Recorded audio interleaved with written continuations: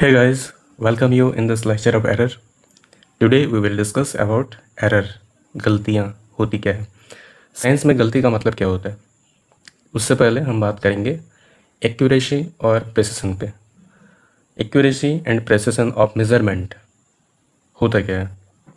Accuracy means the closeness of the measured value to the true value of the physical quantity is known as accuracy of the measurement. True value और measured value के बीच का जो closeness है, कितना close है, हम जो मेज़र किए हैं वैल्यू और ट्रू वैल्यू के कितना क्लोज है, उसी को हम लोग कहेंगे एक्यूरेसी। अगर क्लोजनेस ज़्यादा होगा तो एक्यूरेसी ज़्यादा होगा, अगर क्लोजनेस कम होगा तो एक्यूरेसी कम होगा।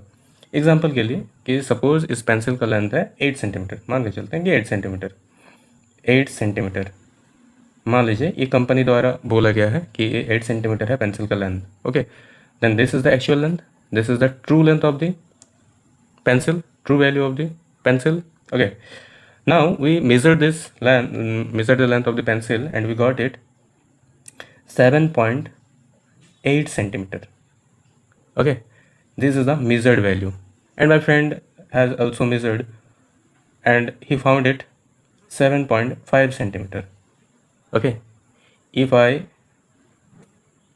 see the closeness of the measurement अब with the true value, मैंने जो मेज़र किया उसको अगर मैं कंपेयर करूं ट्रू वैल्यू के साथ तो मुझे क्या मिलता है, इसका difference 0.2 centimetre and my friend got 0.5 centimetre. Okay, इसके साथ ये जो मेजर्ड वैल्यू है, if you compare it with the true value, okay, then difference is 0.5 centimetre. Who is closer to the true value? Which measurement? This measurement, and closeness is 0.2 centimetre. इतना ही तो difference है, मेरा friend का इतना difference है, तो मैं ज़्यादा एक्यूरेट कहलाऊंगा। My measurement is more accurate than my friend has measured. Okay, so friend, this is clear. Accuracy, about accuracy, accuracy means closeness of the measured value to the true value. Alright, now precision. Precision, it means the extent or limit to which the measurement of the physical quantity is done. इसको हम समझेंगे अलग अलग scale के सहारे। जैसे मैंने measure किया, सपोज मैं इस सेंटीमीटर स्केल के सहारे, इसको मीटर स्केल कहते हैं, इस मीटर स्केल के सहारे मैंने मेजरमेंट किया इस पेंसिल का लेंथ का। Okay, and I got it 8.5 centimetre. Okay, अब देख सकते हैं इसमें 10 डिवीज़न है, 1 सेंटीमीटर 10 डिवीज़न में है, एक एक डिवीज़न जो है 1 मिलीमीटर है। ओके, तो जो मीटर स्केल होता है इसका रेजोल्यूशन कितना होता है, इसका रेजोल्यूशन होता है 1/10, यानी 0.1, ये होता है रेजोल्यूशन।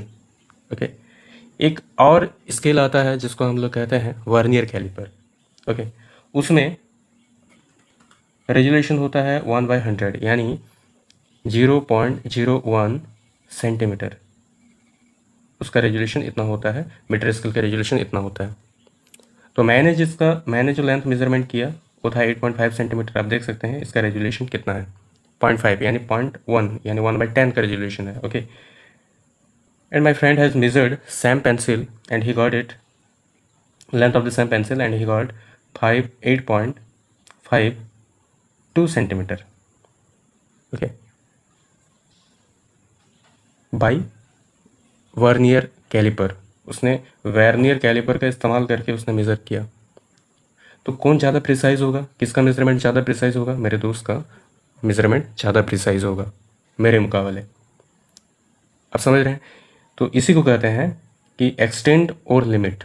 तो हम कितने लिमिट तक, कितने एक्सटेंड तक उसका मेजरमेंट कर रहे हैं। ओके, उसी को हम लोग कहेंगे प्रिसिशन।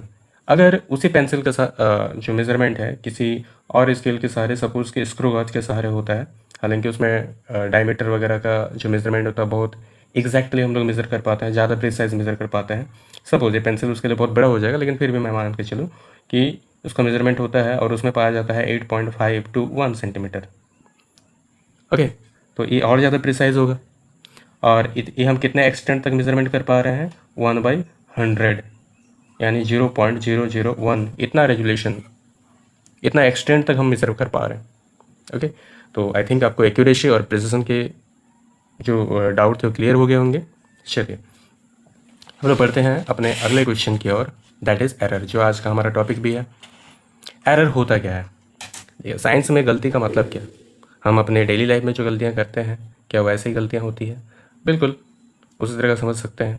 तो गलती का मतलब क्या होता है कि हम, मेरा जो ट्रू वैल्यू है और जो मेरा मेजर्ड वैल्यू है, इन दोनों के बीच में अगर कोई अंतर पाया जाता है तो उसको हम लोग कहेंगे एरर। ओके, समझ में आ रहा है? मतलब कि इस पेंसिल का लेंथ 8 सेंटीमीटर है और मैंने इसको मेज़र किया 7.8 सेंटीमीटर, तो मैं तो इसका एग्जैक्ट जो लेंथ है वो तो मैं नहीं निकाल पाया, तो यानी मैंने गलतियाँ की है। तो true value minus measured value, that is known as error. और एरर को पढ़ने का ज़रूरत क्या है? देखिए, एरर को पढ़ करके हम सही चीज़ को पता कर सकते हैं। ठीक है, गलती को नहीं पढ़ेंगे, गलती के बारे में जानकारी नहीं लेंगे तो गलती को हम ठीक भी कैसे करेंगे? ओके, तो हमें पहले एरर के बारे में जानना पड़ेगा कि किन किन तरह की गलतियाँ हम लोग कर सकते हैं, किन किन तरह की गलतियाँ होती है, और उन गलतियों को सुधार के, उस गलतियों को मिनिमाइज़ करके, फिजिक्स ये कहती है कि हम कभी भी एक्यूरेट मेजरमेंट नहीं कर सकते, कहीं ना कहीं हमें थोड़ी बहुत डिफरेंस मिलेगी ही ट्रू वैल्यू के साथ, तो इसीलिए हम अपनी गलतियों को मिनिमाइज़ कर सकते हैं। ओके, तो हम अपनी गलतियों को मिनिमाइज़ करके हम एग्जैक्ट वैल्यू तक पहुंच सकते हैं। तो हम मिनिमाइज़ भी कैसे करेंगे अपनी गलतियों को, इसके बारे में भी हम लोग डिस्कस करेंगे। So what is error? Here we will discuss about error in the measurement of the physical quantity, and we will also discuss about the types of error, किस किस तरह के एरर होते हैं। ओके, तो what is error? Error is in a measurement of a physical quantity is defined as the difference between the true value and the measured or observed value of the physical quantity. Error means true value minus measured value. Very clear? Now we will see here types of error. कितने तरह के error होते हैं? दो तरह के error होता है, systematic error, random error. Okay, one by one हम लोग देखेंगे। Further, systematic error is categorise an instrumental error, personal error and natural error. One by one हम लोग देखेंगे इसको। सिस्टमैटिक एरर होता क्या है? देखिए, systematic error is a error which is consistent, predictable and repeatable deviation from the true value in the measurement, always occurring in the same direction. जो systematic error होता है वो कंसिस्टेंट होता है, प्रेडिक्टेबल होता है and repeatable deviation from the true value in the measurement, always occurring in the same direction पर अगर होता है। चलिए इसको एक एग्जांपल के जरिए समझते हैं कि कैसे वो कंसिस्टेंट हो सकता है, प्रेडिक्टेबल हो सकता है, रिपीटेबल डेविएशन ट्रू वैल्यू से, और वो सेम डायरेक्शन पे अगर होता है। जैसे कि हम किसी वेट का मेज़रमेंट कर रहे हैं, ठीक है, तो उसको हम बैलेंस के सहारे, जो तराजू होगा, तराजू के सहारे हम उसका मेज़रमेंट करेंगे। ओके, अब मान लीजिए कि तराजू हमेशा 50 ग्राम ज़्यादा दिखाता है, यानी जो बैलेंस है उसका जो पॉइंटर है वो एकदम मिडिल पे नहीं है।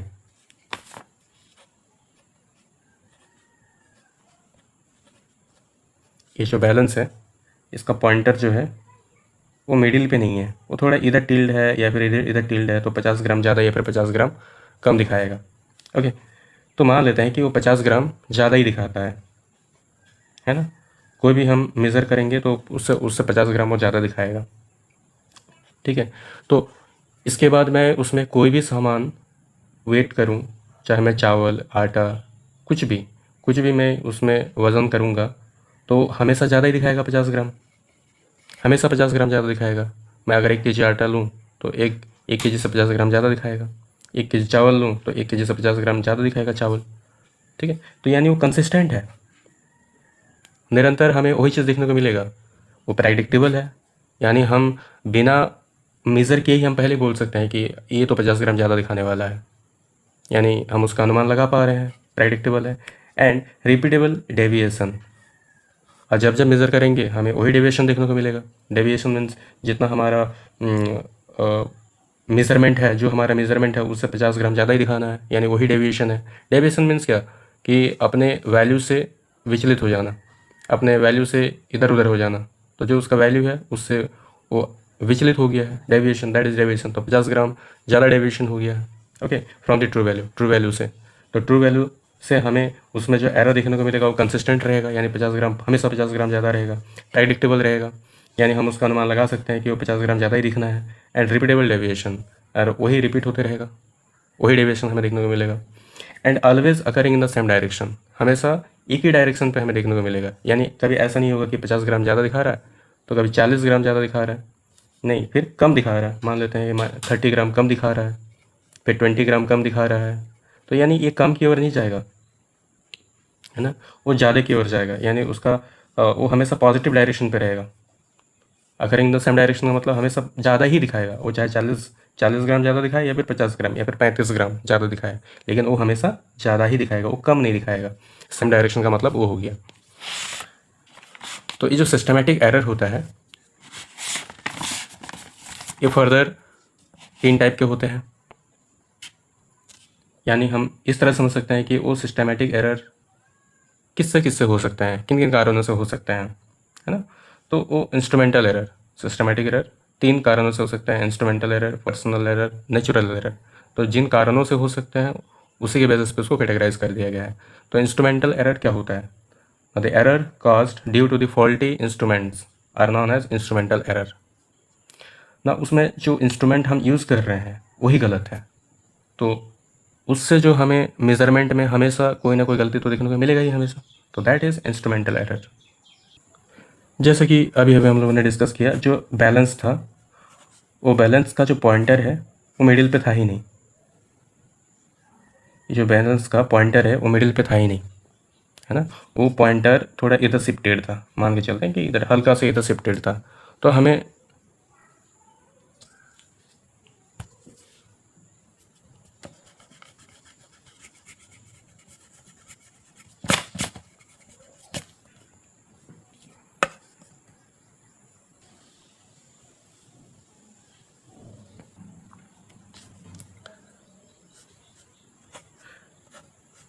जो अपना बैलेंस था उस बैलेंस का जो पॉइंटर था वो मिडिल पे था ही नहीं, है ना। वो या तो इधर थोड़ा शिफ्टेड था या फिर इधर शिफ्टेड था, किधर भी शिफ्टेड, सपोज कि इधर शिफ्टेड था, हल्का से इधर शिफ्टेड था। तो इस बैलेंस में जो भी मेजरमेंट करेंगे वो अपना ट्रू वैल्यू से तो हमेशा ज़्यादा दिखाएगा, है ना। यदि इधर शिफ्टेड होगा तो हमेशा कम दिखाएगा, इधर शिफ्टेड होगा तो अपना ट्रू वैल्यू से हमेशा ज़्यादा दिखाएगा। अगर मैं इधर में बटकरा को रखूँ, ठीक है, 1 kg 2 kg का जो बटकरा होता है इधर में रखूँ, ठीक है ना। तो इंस्ट्रूमेंटल एरर ये होता है कि अपना इंस्ट्रूमेंट ही गलत है, अपना इंस्ट्रूमेंट में ही प्रॉब्लम है, okay. The next one is personal error. What is personal error? तो इसमें कोई इंसान जो मेज़रमेंट कर रहा है गलती उसकी होगी।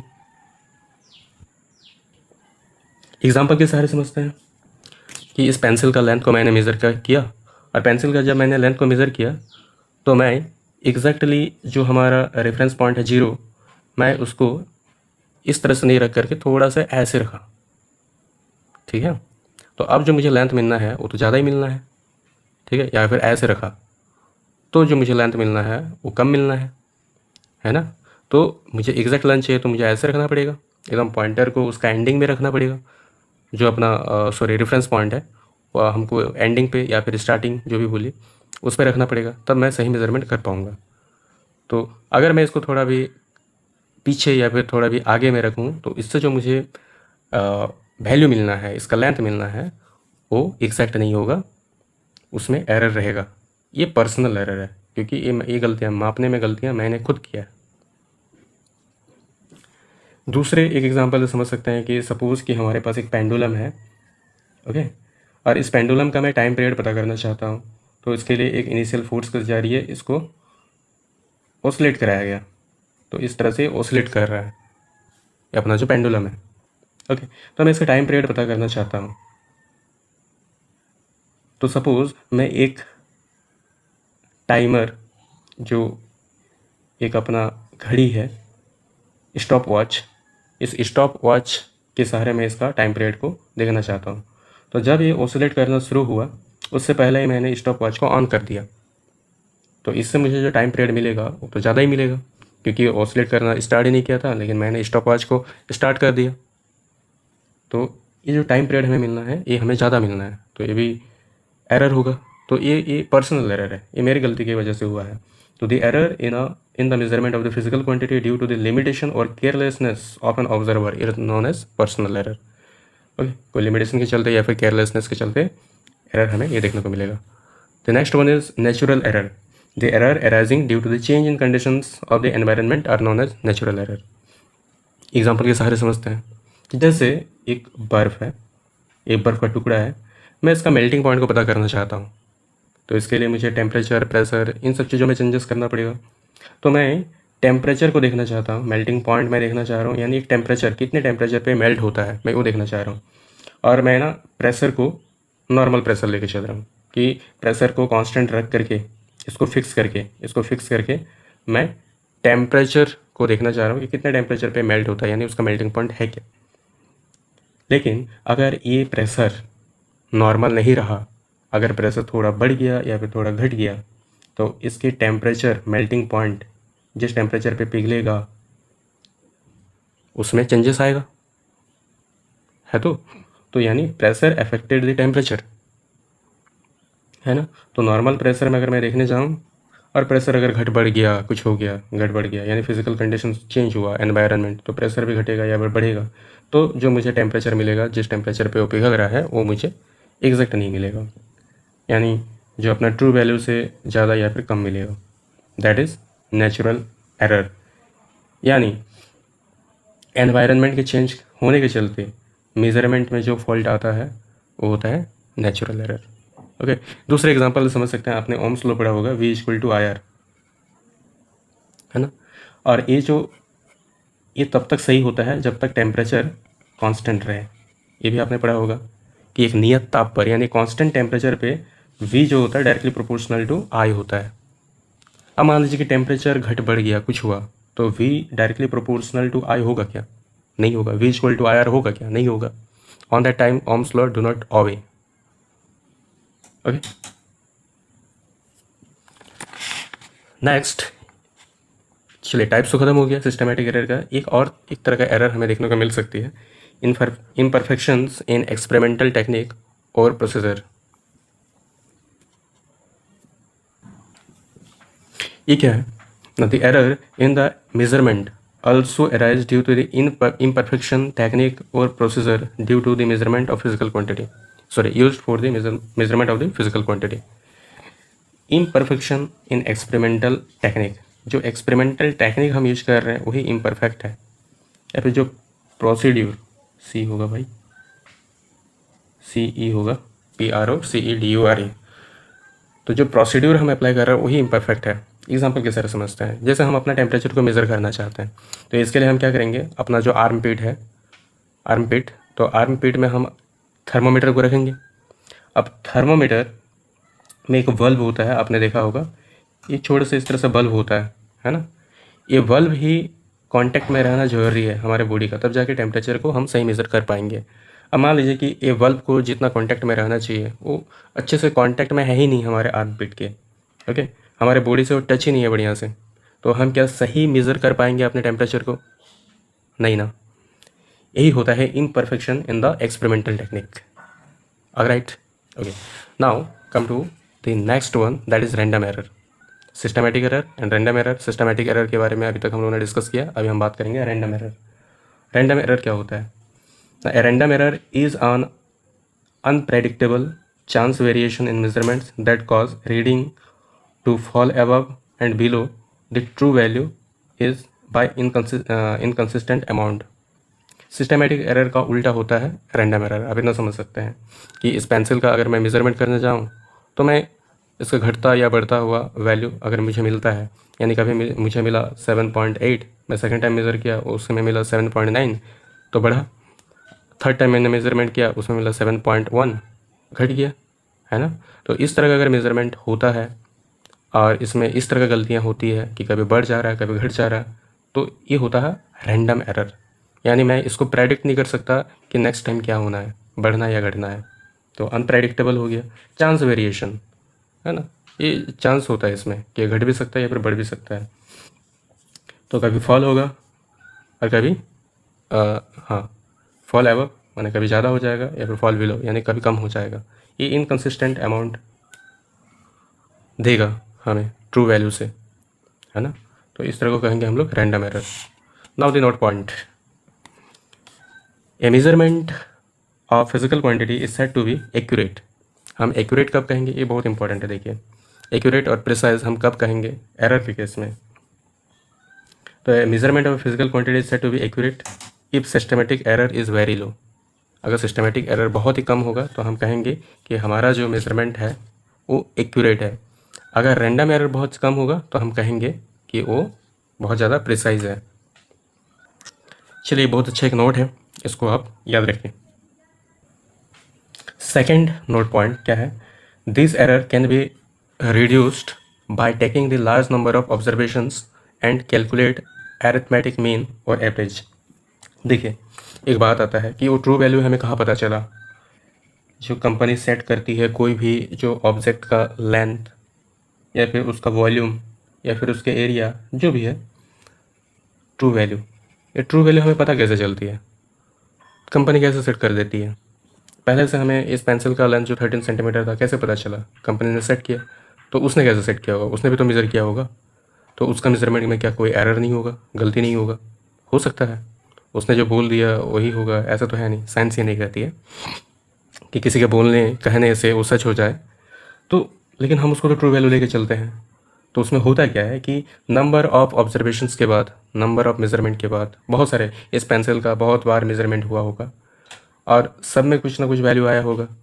सपोज़ कि जब मेजरमेंट हुआ होगा तो 13 सेंटीमीटर मिला, सेकेंड टाइम मेज़र किया 13.1 सेंटीमीटर मिला, थर्ड टाइम मेजरमेंट किया 12.9 सेंटीमीटर मिला, फोर्थ टाइम मेजरमेंट किया 13.2 सेंटीमीटर मिला, इस तरह से मिला होगा। तो इसे नंबर ऑफ ऑब्जर्वेशंस के बाद, सपोज़ को 20, 40 या 100 टाइम मेजरमेंट के बाद, है ना, सारे मेजरमेंट को ऐड करके जितना टाइम मेजरमेंट किया गया उससे डिवाइड करेंगे, फिर जो वैल्यू आएगा वो होगा हमारा ट्रू वैल्यू, यानी वो एवरेज वैल्यू होगा। तो ट्रू वैल्यू कुछ और नहीं होता है बल्कि एवरेज वैल्यू होता है।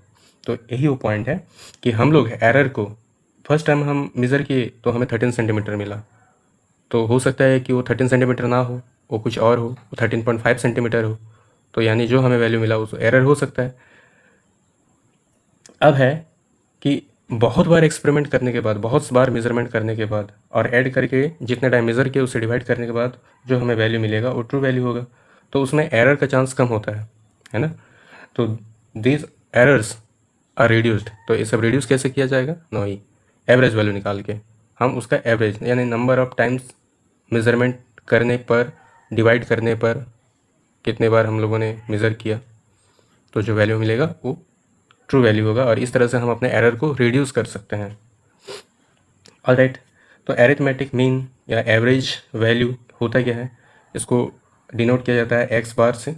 X is the mean value और एवरेज वैल्यू।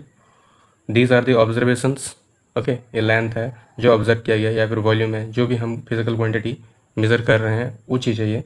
और कितने टाइम्स हमने ऑब्जर्व किया, मेज़र किया, वो है एन। सबको ऐड करेंगे तो हम इस तरह से लिख सकते हैं summation i equal to 1 to n x i, okay, upon n. तो then this is the arithmetic value, arithmetic mean value और average value.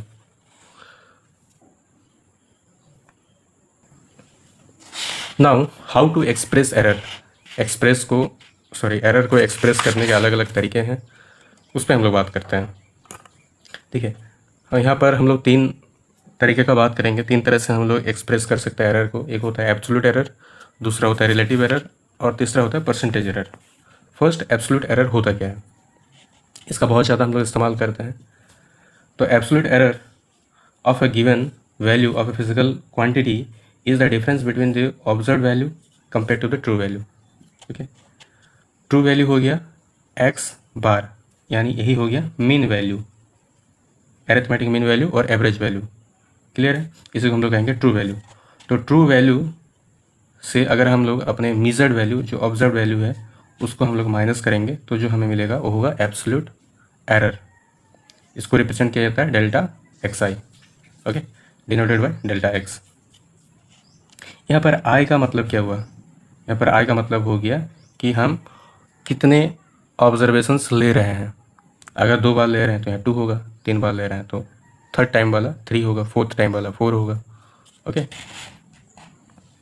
Then what is X bar mean value of the measured quantity and X I value of the quantity measured in ith observation. यानी fourth observation वाला है या fifth observation वाला है। अगर मैंने 10 time measured किया तो अगर मैं फिफ्थ ऑब्जर्वेशन वाला है ना, फिफ्थ पाँचवा बार जब मैंने मेज़र किया, मैं उस वैल्यू का एब्सोल्यूट वैल्यू देखना चाहता हूँ, एब्सोल्यूट एरर देखना चाहता हूँ, तो यहाँ पर मैं फिफ्थ मेजरमेंट वाला जो अपना वैल्यू है उसको पुट करूँगा, तो हमें जो एब्सोल्यूट एरर मिलेगा वो फिफ्थ टाइम वाला जो मेजरमेंट है उसका एब्सोल्यूट एरर मिलेगा। ऑलराइट, अगर मैं एब्सोल्यूट एरर का मीन निकालूँ तो चूँकि मैंने मैनी टाइम्स मेज़रमेंट किया, ओके, तो कोई पर्टिकुलर टाइम्स वाला जो मेज़रमेंट होता है उसी का एब्सोल्यूट एरर निकाला जाता है। तो अगर मैं उसका मीन निकालूँ, अगर मैंने 10 टाइम्स मेज़रमेंट किया तो फिर उसका एब्सोल्यूट एरर क्या होगा? मीन एब्सोल्यूट एरर, जैसे डेल्टा एक्स बार। डेल्टा एक्स के जरिए हम लोग एब्सोल्यूट एरर को रिप्रेजेंट करते हैं, तो डेल्टा एक्स बार क्या होना है? वो होना है आपका मीन एब्सोल्यूट एरर, ओके। तो जितना भी एब्सोल्यूट एरर होगा, जितने टाइम्स माने first time, second time, third times वाला जो एब्सोल्यूट एरर होगा सबको ऐड करेंगे, उसको हम लोग n से डिवाइड कर देंगे, तो हमें जो मिलेगा वो उसका एवरेज मिलेगा, मीन मिलेगा। उसको इस तरह से भी लिखा जाएगा। Now the relative error. Relative error होता क्या है? एक रेशियो होता है। किसका रेशियो? ना जो एब्सोल्यूट एरर होता है उसका ट्रू वैल्यू के साथ, okay. The ratio of the absolute error to the true value of the physical quantity is called the relative error, okay. Relative error को डेल्टा एक्स से रिप्रेजेंट करते हैं, सॉरी डेल एक्स से represent करते हैं। ये हो गया अपना एब्सोल्यूट एरर और ये हो गया true value. Now the percentage error. Percentage error होता क्या है? Relative error into 100%। यानी यही रिलेटिव एरर का जब हम परसेंटेज निकालेंगे तो वो हो जाएगा percentage error. Relative error delta X bar upon X bar into 100%, okay. अभी हम देखेंगे कम्बिनेशंस ऑफ एरर, ओके। तो कम्बिनेशंस ऑफ एरर में हम लोग एरर का समेशन, एरर का सब्ट्रैक्शन, एरर का मल्टीप्लिकेशन, एरर का डिवीजन, ये सबको देखने वाले हैं, ओके। तो पहला है when the result involve the sum of two observed physical quantity of same type. ये क्या चीज़ है कि दो फिजिकल क्वांटिटी है, सेम टाइप का है, जैसे कि लेंथ और दूसरा भी है लेंथ, है ना। दो ऑब्जेक्ट का लेंथ का मेज़र किया गया, वो है आपका ए एंड बी, तो ए भी लेंथ हुआ और ए भी लेंथ हुआ। अब लेंथ को ऐड करेंगे तब हमको लेंथ ही मिलेगा, और हम सेम टाइप की फिजिकल क्वांटिटी को ऐड या फिर सब्ट्रैक्ट कर सकते हैं, ये भी आप जानते हैं। और उससे जो लेंथ निकल गया है वो है जेड। दोनों लेंथ को ऐड करेंगे तो लेंथ ही मिलेगा, दोनों एरिया को ऐड करेंगे तो एरिया मिलेगा, दोनों फोर्स को ऐड करेंगे तो हमें फोर्स मिलेगा, तो दैट इज़ द रिजल्ट। तो Z equal to A plus B. अब मान के चलते हैं कि जो मैंने लेंथ को मेज़र किया उसमें कुछ एरर है, यानी ट्रू वैल्यू और मेरा मेजर्ड वैल्यू दोनों के बीच में कुछ अंतर मिला, और वो अंतर हमें इसे कितना मिला? डेल्टा ए मिला। तो delta is the error in A, okay. Delta B is the error in B, and अब दोनों में एरर होगा तो जो अपना रिजल्ट होगा उसमें भी एरर मिलेगा, तो delta Z is the error in Z, okay. तो जो एरर है मैं उसके साथ इसको प्लस या माइनस करूँगा। अगर एरर मुझे ज़्यादा मिला है, यानी ट्रू वैल्यू से जो मैंने मेज़रमेंट किया है वो ज़्यादा निकला है, यानी मैंने ज़्यादा मेज़र किया है, तो उस केस में जो हमारा एरर होगा वो क्या होगा? पॉजिटिव होगा। और ट्रू वैल्यू जो है सॉरी उस केस में जो होगा वो कम होगा। जैसे एक्चुअल लेंथ है 8 सेंटीमीटर और मैंने मेज़र किया है 8.1 सेंटीमीटर, तो इसमें एरर कितना होगा? माइनस 0.1 सेंटीमीटर का, okay. True value minus measured value, alright. और किस केस में? अगर मैंने 7.8 सेंटीमीटर मेज़र किया तो उस केस में होगा 0.2 सेंटीमीटर, तो ये होगा पॉजिटिव, ये हो गया नेगेटिव। तो ये मान के चलते हैं कि एरर जो है वो या तो पॉजिटिव है या फिर नेगेटिव है, कुछ भी है, लेकिन मैं यहाँ पर प्लस माइनस लेके चलूँगा तब, ठीक है।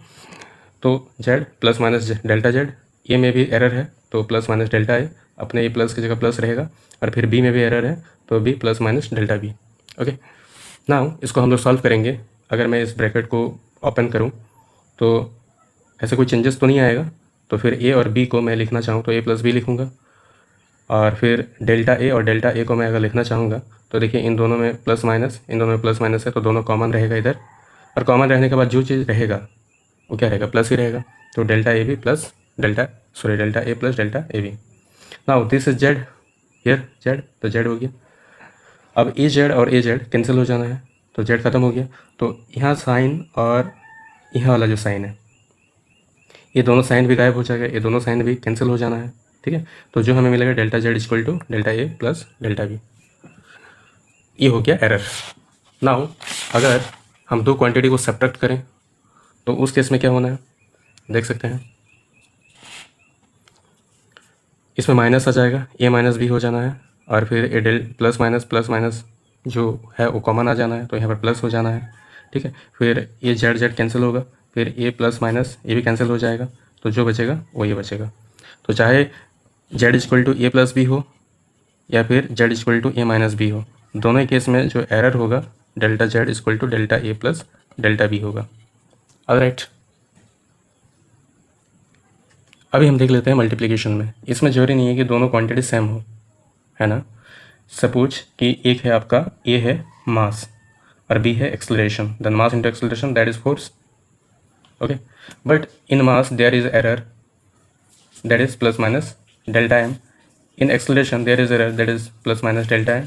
Then there will be error plus minus delta f. Okay, तो like this. अब हम क्या करेंगे, जो सिंपल अपना एल्जेब्रिक कैलकुलेशन है उसको अपनाएंगे। ए को मल्टीप्लाई करेंगे ए के साथ, बी के साथ, तो ए बी हो जाना है। फिर ए को डेल्टा बी के साथ, तो ये जो प्लस माइनस है इसके आगे, तो plus minus delta A B हो जाना है। फिर इसको इसके साथ, फिर इसको इसके साथ मल्टीप्लाई करेंगे तो इस तरह से आ जाना है, ओके। ए बी को हम क्या लिखेंगे, जेड लिखेंगे, है ना। फिर क्योंकि डेल्टा ए और डेल्टा बी बहुत बहुत स्मॉल है, बहुत बहुत छोटा है, तो दो छोटी चीज़ों को अगर हम लोग मल्टीप्लाई करेंगे तो उससे क्या आना है, जो छोटा ही आना है। जैसे मान लीजिए ए है आपका, डेल्टा है 0.1 और ए हो गया आपका 0.2, दोनों को मल्टीप्लाई करेंगे तो 0.02 आना है, जो कि और छोटा है, इन दोनों से भी छोटा है। तो हम इसको नेगलेक्ट कर सकते हैं, इन दोनों का प्रोडक्ट को, तो इसको नेगलेक्ट किया गया, तो उसको उड़ा दिया गया। और जेड और जेड इन दोनों जो इधर आने के बाद माइनस हुआ और माइनस हुआ कैंसिल हो गया। अब ये delta plus minus plus minus plus minus इन सबको कॉमन लिए, सबको कॉमन लेने पर वो भी ख़त्म हो गया। चलिए, और फिर क्या किया, दोनों तरफ हम लोग जेड से डिवाइड कर दिए, इधर भी जेड इधर भी जेड। अब ये जो जेड है इस तरह से हो गया। अब जेड को हम लिखेंगे ए बी, इसको लिखेंगे ए बी, इसको ऐसे ही रहने देंगे। इसके बाद यहाँ बी यहाँ ए और ए कैंसिल होना है, यहाँ बी और बी कैंसिल होना है, तो डेल्टा बी बाई बी इधर हो गया और डेल्टा ए बाई ए इधर हो गया। Alright, now the last one वो क्या है कि दोनों फिजिकल क्वांटिटी ये आपका डिवाइड है, डिवीजन में है।